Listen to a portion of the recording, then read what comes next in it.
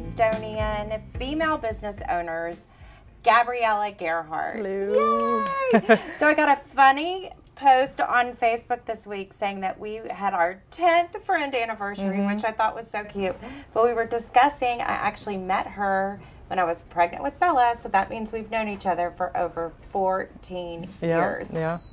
Been quite the journey, and it helps so much to have a friend who's in the business. We've talked so much about challenges with getting the right team in place and surrounding yourself with people who are great people to be around, and you are a master at that. You've always done incredible collaborations with people, been so generous with philanthropy. You are the owner and founder and creative mind behind the Motherhood Center. Yeah.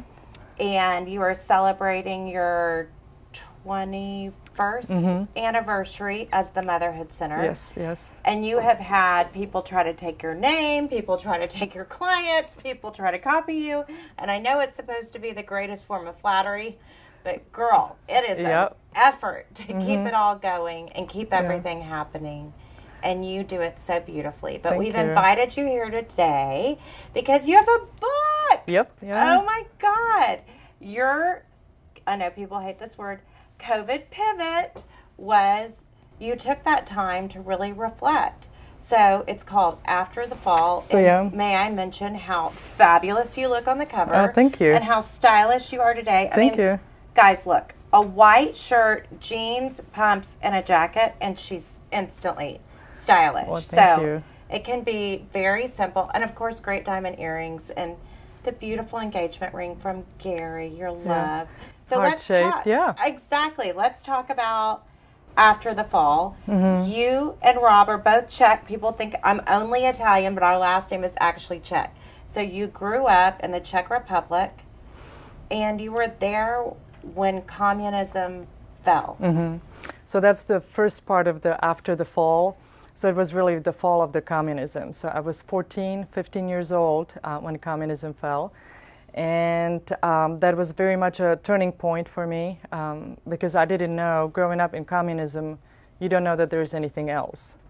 I think that's so fascinating. I talked to a woman when we were in China, and we were asking her what she thought of the visual of Tiananmen Square, and she'd never seen it. And I tried to send it to her, and the Chinese government won't even let you send them the visual. And we don't understand how much you're protected there from real information. I mean, so basically you cannot travel beyond the borders of your country, right? Or during communism. So you cannot travel. The news, the radio, the TV, everything is censored, right? And so you have the only one truth, there is just really, you don't even know that there is anything else. Except if you are kind of, like my grandpa, he used to listen to BBC radio in the basement, and and there was a little light kind of peeking through, and so one of the neighbors was curious what's going on and saw that grandpa is listening BBC radio, and during communism, which was absolutely no, and told on him, and from then on, my grandparents had a little knock on the door every so often, and kind of checking on things, and of course, people would lose jobs and, just persecuted in all kinds of different ways, so. And you wouldn't have had this opportunity to build a business in the Czech Republic, to be a female-owned business that you could develop and grow and build? So I came to U.S. when I was 22. So it was 7 years roughly after communism fell. But of course, the communism was very deeply rooted, and so even for me, as successful as I've been or I am, it's been kind of a journey because I was kind of hiding the success because it's really almost kind of not embarrassment, but it's in communism, if you had money, if you own a car, it's usually because you were involved with the Communist Party in a kind of the higher level, right? So if you had money or if you had means that you basically kind of stole it, or you kind of Because you couldn't be an entrepreneur. You couldn't be a business owner. Completely get it. And so the odd thing is, my grandparents, immigrated from Sicily. Mm-hmm. And my dad always had sort of this feeling of the well-to-do. Mm-hmm. He looked at it almost as if it was a negative thing. Mm-hmm. And when I watched that movie, My Brilliant Friend, I understood that everybody that had money in the 50s in Italy were part of the mafia. Yes. And they were pious and condescending and in control and controlling. Mm-hmm. So it wasn't communism, but it was a rule by other people that if you stepped out of line. So it's just so fascinating that this is in your lifetime. This was my dad's lifetime. But to live in something like that, although I love social media, but right now, if you say things that people don't want you to say, you notice that you're at the bottom of Instagram and you're not being picked up, or you're kicked off of Twitter, or all those different things. Yeah, yeah. But you were able to, so you became a nurse after communism fell. So basically, the communism fell in when I was in 8th grade, and kind of the educational system we had back then, it's a little different now, but you basically have to decide at age, 14, 15, what do you want to be? And which, who knows then? So my desire, my interests were babies, pregnancy. My sister and I would do like a role playing. I would be the pregnant one, so I would stuff my pillow, my belly with a pillow, and I would be just like wobbling around. So I was planning the pregnant, and so I wanted to be a pediatric nurse. So I went off to a school, at age 15, to study pediatric nursing, and so basically at age like you left your family and moved to go to school. Wow. So I was in a boarding school.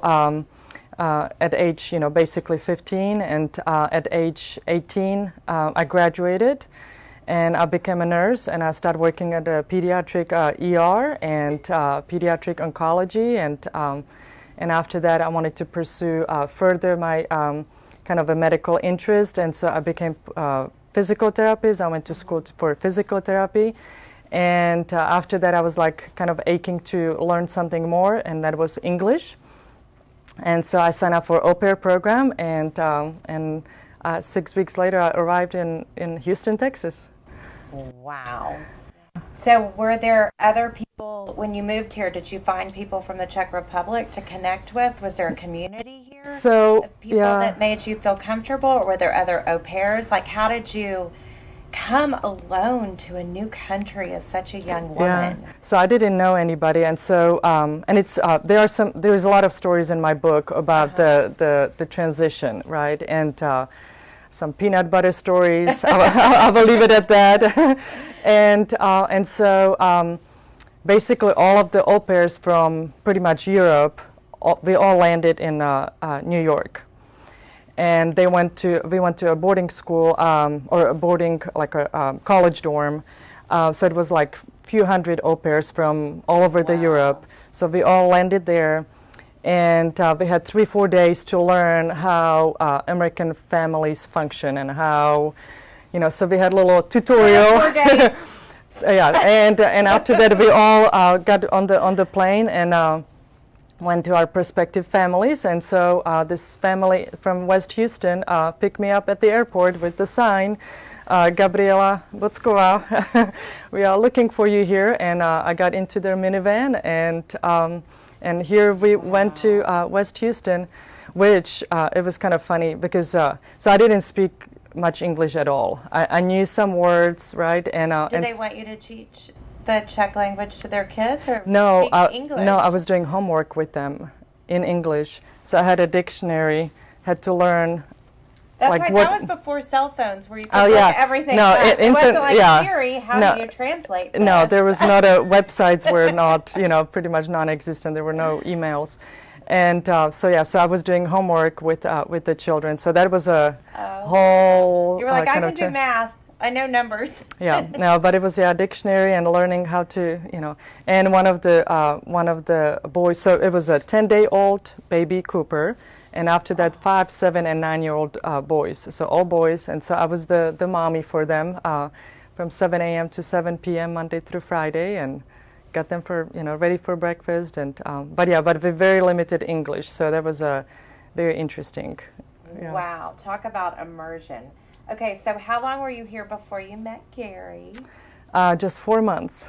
Oh, wow. Okay, so you're at a restaurant. And for those of you that don't know Gary, he is a Texan through and through. This guy is completely the epitome of my family. Hunter, fisherman, third generation Texan, Houstonian. Yeah. Mom had a beautiful store. She was in the fashion industry, grew up in Houston, and then he meets this gorgeous au pair from Europe. Yeah. Tell us how it went down. So there was the famous pickup line. So I was there with another au pair.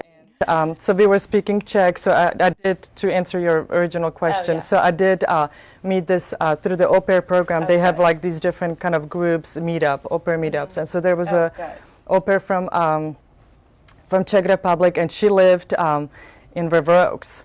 So she was with River Oaks family, and so she had the, fancier car, and and so on the weekends, so she and I would just kind of hang out, and so one time we decided to go to Celero, which was in downtown. I have to be very careful how I pronounce it. It was a tapas bar. Not topless. Not topless. Yeah, tapas. I have to be very careful because people sometimes like, what did you mean? At a topless bar? So tapas bar. And Gary was eating his Wednesday ceviche there, and so she and I, she's like this pretty blonde, and so she and I kind of visit, and so Gary is kind of leaned over and he said, where's the lovely accent coming from? And so we had him guess, and so of course first it was Swedish, and we were like, no, and his next pickup line was, if you really want to enjoy your life, come with me. Oh my gosh, and, Gary, look at you. And the rest of it is in the book. Okay, good. You gotta get the book. I did follow. Yes, no, Gary is great, and he's been, and it's actually his mom, Isabel, who I never met, but she's the reason why we are married. Oh, tell us that. It's in the book. There's so many reasons to read the book. Yes, yeah. So you guys meet, and how long till you marry? So we dated for 8 months, and the plan was me going back to Czech Republic. We never talked about marriage. That was not ever like in a conversation. We just had fun. From the day we met, every day we just visited, hang out. It was just a... we just kind of lived in the present moment. Yes. There was not kind of the future. And it was time for me to send all of my bags home and all of my books and everything. And Gary and I decided to travel for a month because I had an extension on my visa for traveling, which all the au pairs do. And so I shipped everything home. I had a party planned, coming back after a year, living in America. And we kind of planned to go, so we have a small plane, and so we were going to kind of fly around U.S., and Gary's mom spoke to him in the dream, and she said, she's your buddy, and if you let her go, you might never find her. And so Gary proposed, and 3 days later we got married. And and it's going to be 22 years. Oh my gosh, that is crazy, girl. I love that. Thank you. So that's kind of how it started. Every day, right? That's what it is with Rob. Bliss every day, as Danette and Jackie and Mandy are all laughing in the background. Okay, so you decide to start the Motherhood Center, and what fascinates me about the services you provide there, I mentioned I started working with you. You're really not just so focused about the kids, but about the mom's journey, because it is scary, and it's comical that they could tell you how to raise a family in 3 days, because it's so complicated. And I watched your interview with Courtney Zavala. Shout out to Courtney, we love her. And she was talking about how you helped her with her son sleeping, and girl, I mean, we had so many issues with Bella sleeping. That girl still hardly ever sleeps. But Rob and I don't sleep either.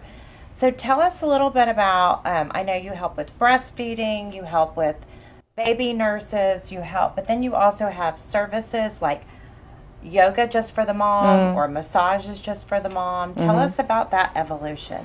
So it really, because of my pediatric nurse background, kind of the natural transition once I realized that I cannot really be working in the hospital because my degree did not transfer at all. So I was starting, so the option was for me to go back to school to study nursing. So that's math, history, everything. So I was like, I don't think so. And so I got a call from a friend of a friend, actually Gary got the call, and basically we just got home from the hospital, totally clueless about what to do with this baby. We've heard that your wife does. And and so I did help them for a couple of weeks and just really kind of teaching them about how to care for baby, you know, everything from breastfeeding to just kind of creating routines. And so they call me baby nurse. And so I'm like, I guess I'm baby nurse now. I got a title. Yes, and so of course that one family led to another and to another, and so I started training other baby nurses. And so my original company, which kind of evolved into the Motherhood Center, so it was a loving infant care. So it was a baby nurse agency, and as I was seeing that there is a need for more, so that's where the Motherhood Center evolved from that. And so everything from nannies, baby nurses, breastfeeding support, massages, yoga, different support groups, different mommy groups, retail, you name it, we have it except delivering babies. So yeah. Yeah. But I'm sure if that happened, you would figure it out because that's what you do. It's, you know, I know people. Yes, I know people. You do yeah. definitely know people. And that's what I love about you, too, is you've done so much. You were, to give back to the community, people think of you as a safe space. You and I have worked so much together on traffic victims. We've talked about kids who have been groomed to bring into trafficking. And you were pivotal in helping someone out of a situation that could have been trafficking, but just what our kids are going through. So you even really help kids who are older. Tell us a little bit about how that affected your heart and became part of your passion. I guess I'm just very kind of community-orientated person. You know, I love to be like, I'm the one who drives through the neighborhood and make sure like there are no bad people in there, or if there is something suspicious, I'm calling, you know, the you know, neighborhood police, or you know, I'm very kind of like I wanted to be a army girl, and I wanted to be a policewoman, and so I have this kind of have that in you too. It's like, you better look out, Gary. Yes, yeah. No, I do love that kind of a community involvement. And so you said kind of with the, you know, with the moms and being there for moms. So it's really like, I love the whole family dynamic. You know, I'm very involved with the dads, which are working with the Motherhood Center, or kind of our clients as dads. And because to me, it's just, it's critical. I mean, I feel very honored that we have that kind of a opportunity to be there at the beginning of forming of this family, the family foundation. And so to me, it's so critical if the mom is well taken care of and happy and fulfilled, you know, she's going to be that much better mom. She's going to be that much better wife. The same for the dads. You know, if they have the education and kind of understanding and the confidence, they are going to be that much better dads and partners. And so for the children, you know, I mean, so many of the babies I was taking care of, now they are in college. Yes, exactly. You know, I know. and now we're so feeling old, exactly. You know, so it's almost kind of like becoming like the full circle pretty soon. Yes, they'll be having babies that you'll take care of. And so I think being teenager now, and you know, in the book, a lot of the how would I say it? Like a lot of the things which kind of influenced my life after communism. You know, it was really happened in your teen years. It was really pivotal to you. And how like you could just be so like being rebellious and going like this direction, or you know, or just kind of I mean, for me, my parents instilled like very strong morals in my sister and I, and really kind of the whole community. And so we had really good kind of like basically all of my parents' friends I consider my uncles and aunts. Right. You know, so I have like a large family in that sense, and so being able to kind of feed off of that whenever, you know, as a teenager, because it really, after, when communism fell, it's just really like, it was, the Communist Party, it's still active in Czech Republic, you know, and so it's a smaller percentage, but it's still very active. And so you have all this, so there's the older people which, you know, feel like, oh, it was better in communism, right. you know, than it's now. It's the like glory now. days. Yes. They don't remember the pain that went with it. Yeah, or, you know, it's like now kids are on their cell phones, and it's like, Yep. you know, it was better before, you know, so there's like these conflicts, you know, and so I think it would be very hard to be a teenager now these days because of obviously the social media influence.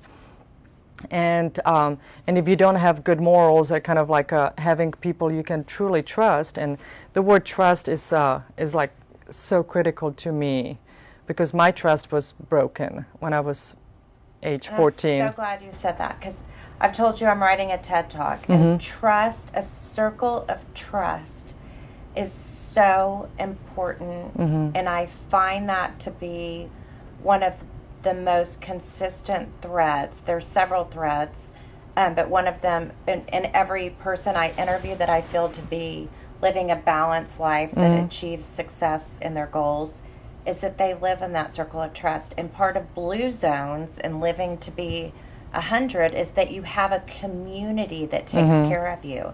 And that's what I keep hearing you say, is you help build that family bond, and then you're that broader community, because that saying, it takes a village, I feel like the Motherhood Center is the village. Yeah, I mean, that's really when I was creating the Motherhood Center, it was really recreating the village. I'm from a small town in the mountains. Everybody knows everybody, and so coming to Houston, you know, the fourth largest, almost third largest city in U.S. I do feel like I love Houston, and I'm, you know, I really do, very patriotic. You're an adopted Houstonian. Yeah. After second year living here, I felt like this is my second home, and so being able to kind of recreate the village, and that's where so many of our clients from the Motherhood Center, they started in prenatal yoga 17 years ago. And they are still best friends with these ladies they met 17 years ago. The kids go to the same school. They go on vacation. So it's really kind of recreating the village, because so many of the Houstonians, you know, they might have connections, but Houston is such a transient city. And so you have people from literally all over the world. And they get pregnant, and what are we going to do now? And so that's where Motherhood Center is really kind of the safe haven for them. Some clients dub it as a mommy country club. I love that. You know, it's my kind of country. So, yeah. So it's so definitely kind of a community and family foundation is important, but that's kind of the trust, and that's kind of through our educational programs too. You know, now you have so many different resources out there, right? You can read 10 different books of all the 10 different experts, and, you know, hundreds of blogs, and, you know, all these different marketers kind of telling you this is what you should be doing. And it's like, how do you trust if you never raised a child, you never been pregnant, and so now you have to make these very critical decisions for you and your baby and your family. And so how do you sift through that information? And so again, kind of for us, because we do have a big educational program from breastfeeding, childbirth, CPR, newborn care, grandparents refresher, now in person, and of course virtually now, one of the pivots. So we expanded, and I have a virtual studio now, recording studio, and so we do classes literally for people from all over the country. And so you don't have to just be in Houston. No, we have clients in New Zealand and London doing educational classes with us, so it's pretty exciting. And so being able to them come to us for a trusted resource. And I love that about you, is every time I've reached out to you, and we were talking about this last week with Dr. Catherine Espana. She's a pediatrician. That there are all these sort of you can read so much different research. You can take it in so many different ways, but to really go with what you feel comfortable with. And she was talking about that she could say, I believe kids should get vaccines, but if your child is immune compromised, or if you have such a worry, then it's not a good thing. Or for me, I couldn't, I had such a hard time breastfeeding that I was so stressed out that it was making Bella stressed out. I feel like you have such a great grasp of that, whereas you're helping people to live their authentic life, to know what's real, to sort through all of that. Because I mentioned this last week, but Bella had reflux, and it was that time period where you let your baby lay down and cry. And girl, she would cry for 2 hours. And then I had to realize she's not literally going to cry it out because she's in pain. So there is some of just like mommy gut for sure you've got to go with. And you really stress that with your clients, I feel. I want them to have the confidence to trust their instinct, right? Because I do maternity consultations, and so much is of these like career women, very successful. They can just command the boardroom, of 50 people there, and now they are expecting, and they feel so overwhelmed. They are doubting themselves. Oh, very vulnerable. And so when we have these consultations, they are like, they just keep like nagging on them. So I'm like, okay, so let's put it, let's put it to the kind of like a level ground here. Have you cared for a baby before? No. Have you studied about pregnancy before? No. Like, so how would you know? Right? It's okay not to know, and that's where resources like Motherhood Center or other resources are out there because it's so how would you know? But if you have quality information, study-based information, you can kind of draw the information from that. Ultimately, and I tell clients all the time, we can have a room of 10 couples in our newborn care class, and every one of them is going to do things a little differently. Because you might have the mom who is from Japan and dad who is from Canada, and they are having baby in Houston, Texas, right? And culturally, there's all these different ways of doing things, and everybody, we've been all raised differently, right? And so our family values and just kind of like our a family, culture, family traditions, So to say to somebody, this is not the right way to do, or you should not. Well, we've done that for generations, and it feels right to me. Yep. So that's what you should do. Yes. If it's, obviously safely and, and all of that, but it's, so much of what we do is really empowering these moms and dads and grandparents. We have grandparents refresher classes, and they are just so fun, and a lot of times, like, grandparents are, like, made to sign up, and I can see that. No, and it's we serve them and we serve them wine, and they have that's a good idea. And but it's and after that class they are feeling so empowered because they did not know about the 5 S's.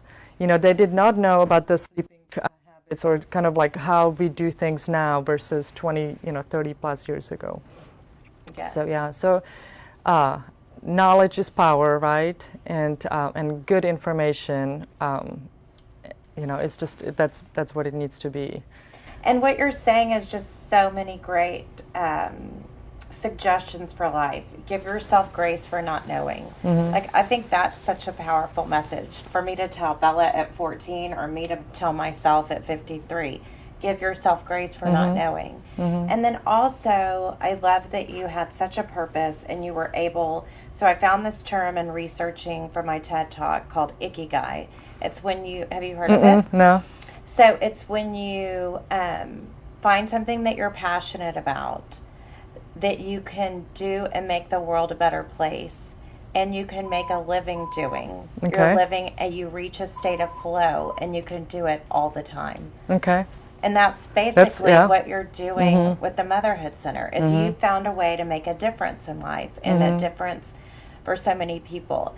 And I also love that you don't have to be opening a business to do that. Like you said, you can just drive through the neighborhood and see what's not safe. We can just be concerned about the welfare of those around us. We can learn at any age, whether we're the mom or the grandparent or whatever it is. But so much of it for moms, and we forget this, is putting on that oxygen mask and remembering to take care of ourselves, because we can't take care of other of our kids when we're anxious and stressed and worn out. So let's talk about COVID and parenting. Okay. Tell us some of the things that you've experienced and how you're helping. Wow.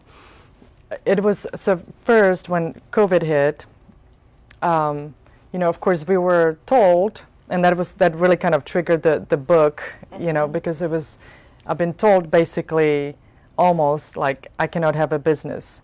Right. So after 20 years having a business, you can't touch anybody. You can't meet with anybody. Your business model's over. And our pregnant clients need us. You cannot put pregnancy on hold, right? No. So we have clients sign up in our breastfeeding, childbirth, newborn care classes. These are clients, they are needing, wanting support, information. And so basically, you know, on Thursday was, you know, the world was asked, you know, like, not to meet in person. Like, well, we have a newborn care class on Friday evening, you know, they have all these clients which are going to have baby in 4 weeks, and they need that information. And so, of course, we have to quickly pivot, you know. So Gary, speaking of Gary and David, our bookkeeper, you know, they got on YouTube, like how to set up virtual studio, you know, and audio and all of this. And so we had to quickly convert all of our education, exercise into virtual learning. Wow. And we were able to do that. You know, of course, our instructors, you know, that was a whole new learning curve for them and, you know, for all of us, you know. And so, you know, so many of our clients, they were pregnant with us throughout the whole, you know, year and a half of COVID time and having babies, and we never seen them in person. We saw that virtually. Or, you know, we did lactation consulting virtually. Oh, I can't. You know, so you have, I cannot imagine that. I mean, we had clients which were in labor room. They were in labor. Their partners, husbands could not be there. But that was the worst. It was awful. And so they have our labor doulas virtually in the labor room with them, you know, kind of coaching them. So it was, you know, it was just, I mean. So basically, Motherhood Center, we have 8 different businesses under one roof, from the childcare to education to exercise, massages. You know, massages, we had to shut down for 8 weeks, massage department. Oh, that's right. And our clients are like, my back is killing me, I need to get a massage, and we could not, you know. And so it was very challenging. And so but for me, you know, it was just this kind of a, so I posted that on LinkedIn. So I did a pose, you know, like a warrior pose, yoga pose, and I had to do like a daily mantra and daily morning meditation of like just really remaining centered, remaining focused, creativity, all these things, because we had to. I mean, we have 35,000 clients we serviced in the last 20 years, and all those clients rely on us in some way or another, you know, or all of our educators, all of our instructors, all of our caregivers, you know. And so there was a huge responsibility, like if we would just like walk away from the business, I mean, it would be, you know, in some ways, I mean, Motherhood Center is kind of the institution in Houston, you know, of 20 years, and we have constantly new clients, constantly new expecting parents, and they rely on our services, you know, because there's really not anything else like that. And so it was just like a big responsibility. And so kind of go back to your kind of question, how parenting evolved, you know, we had to find different ways how to communicate with our clients. And of course, all the businesses, everything went online, right? And so there was kind of like almost like a crowded space few months into it, because everybody was doing, you know, Facebook Lives, and everybody was doing teaching online, and everybody, because that was the only way to do. And so how do we kind of carve out and be true to ourselves and kind of the Motherhood Center mission and the quality of information now in the digital world, you know, which was so crowded in so many different ways. And it's just really, it's been so hard where so many of our clients been... Sorry, Grace Kelly's snoring. Snoring. Hopefully it's not too boring conversation here. It's like dozed off. And so, you know, so many of our clients, babies, did not see any other adult except the parents for a year. I can't even imagine how that was, because for me, I felt so isolated as a new mom. I remember my mom came every Tuesday, and we called them Nanny Tuesdays, and I just looked forward to that, to get out of the house and have a reason to get dressed. But I love what you said about your yoga pose and your mantra, because I feel like that's something I try to do during COVID. Danette and I always talk about, we realized if we weren't getting up and getting dressed, we were not going to feel as good about ourselves. So we would get up and get dressed for our virtual phone calls with each other, just so we could have our makeup on and have a conversation together and figure it out. But one thing that I did find was I had to work out and I had to fill myself with inspiration. And now I find that I've kept doing that, and it's changing the way that I'm able to get through life. So I'm not so affected by what happens to me every day. I mean, I certainly am, and I certainly want to feel all the emotions that you need to feel when bad things happen. But to just say that's my journey right now and I can get through it, I think is such an empowering mantra. Yeah. And for the moms to see you doing that gives them hope even. Yeah, I mean, that was kind of a... like I said, it's the clients, it's the educators, instructors, like everybody was in that kind of a, obviously, panic mode and not knowing. And, you know, for us even, like, we had to make decisions where the government didn't even know, like, what's really happening, you know, and you have to... No, from day to day, we had no idea. Yeah, and you have to now, so it literally, like, there were times where we were going to have a class at 5 o'clock, you know, with 8 couples, and now... we can have 2 couples, you know, it's like, or, you know, all the, it's like, how can you even run a business like that? And so emotionally, like some of my staff, I mean, fell apart. I mean, it was, and I've seen even with some friends and kind of associates where it started triggering things from their childhood. Absolutely. You know, I cannot even imagine now, like psychologically and mentally, kind of the recovery. We all have some sort of it was truly trauma for everybody in some way, shape, or form. Whether it was the illness or the effect on your business or the effect of the isolation. But we all we changed through it. So yeah, so it was very important for me, for the Motherhood Center to become kind of that strong piece for, or kind of strong part for our clients and be kind of that beacon, you know, somebody they could call, they could, I mean, we are open 7 days a week also, so it's for us, it's really, I mean, we literally get calls at 10 o'clock at night and, you know, and have calls at 7 o'clock in the morning, and so. Like there's no boundary to your time period. Well, I love this quote. It says, the task of a leader is to get his people from where they are to where they have not been. And I think that was really, it was such uncharted territory, and we were responsible for bringing so many people. And I felt a little guilty to get on social media and talk about fashion, but then we realized that people wanted an outlet. They wanted something to laugh at. They wanted something to, oh, here's Grace Kelly. We woke her up.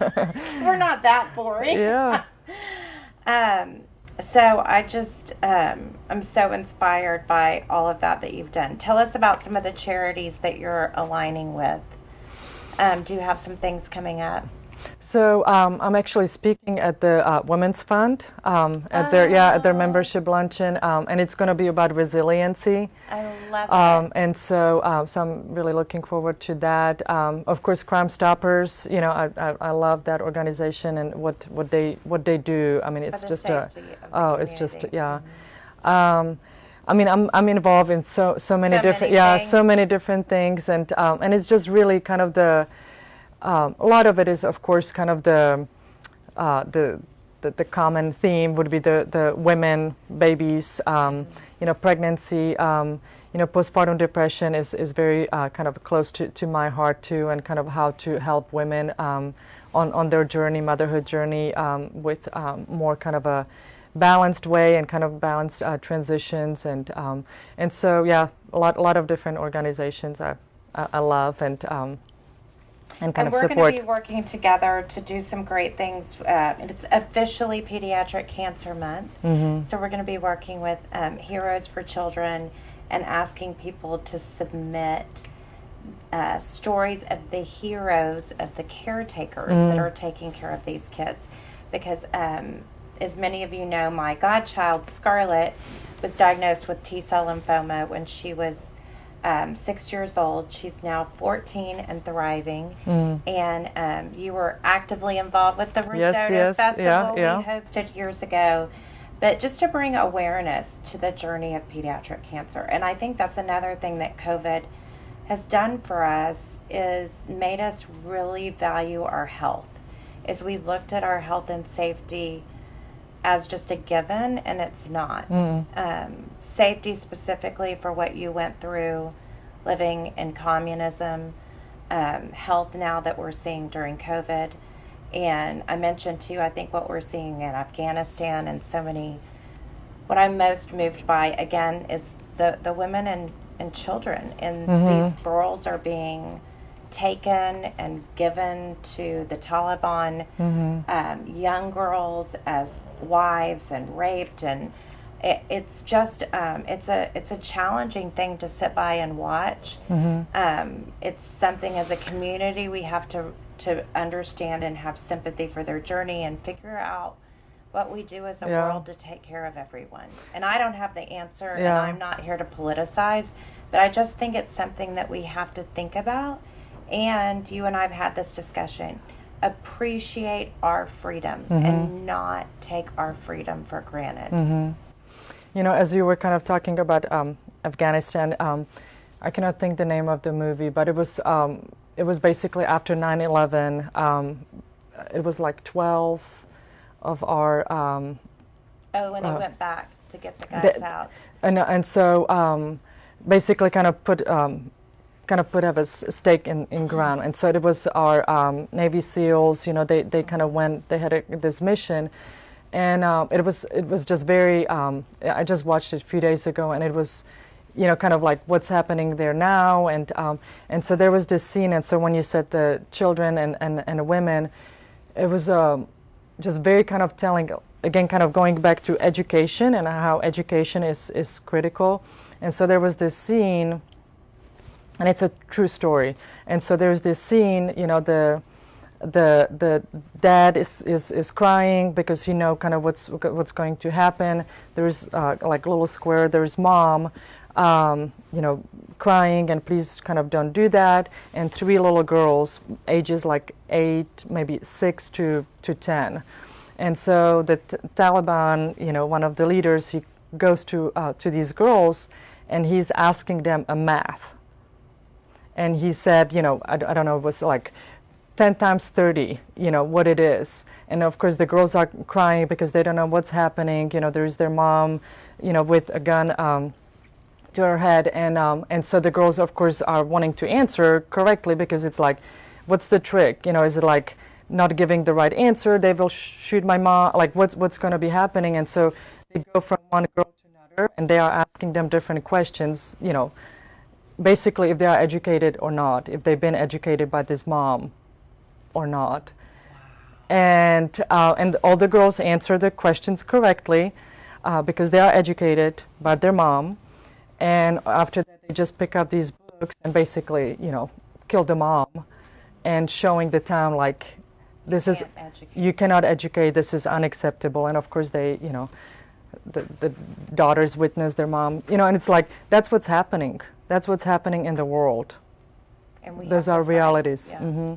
We have to fight to educate everyone, no matter what race they are, no matter what sex they are, no matter what situation, because that to me has been the biggest challenge with COVID is our kids getting an education and that connection that they need. Well, we are running out of time. Tell us, is there anything else, parting words? You're such an authentic, amazing woman. I think it's, thank you. You've taken your journey of pain and really turned it into something with purpose, and you've made the community better for it. So I'm so happy to call you a friend and to work with you. Really living in the present moment, you know, I feel like just me being here with you, I'm living in the present moment. I'm not thinking my to-do list, you know, for this afternoon or where I need to go. And so I think it's critical, whatever we do, just really being there in that present moment. And it's, if you are visiting with your child, not being, you know, checking your phone, which we are all... Sorry, Bella. we are all guilty of those things, right? But just really, whenever you are talking, you know, with your friend on the phone, being just very there, attuned. When you are driving, just be driving and just kind of, you know, appreciate that you can be driving, right?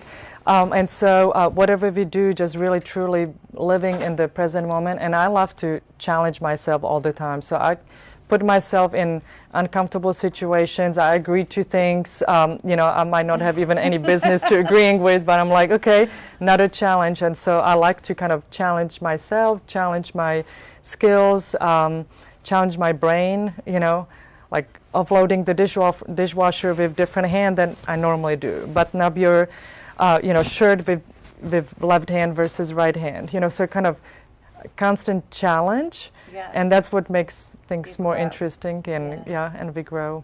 So Well, thank you so much for joining us. Tell them where they can buy After the Fall.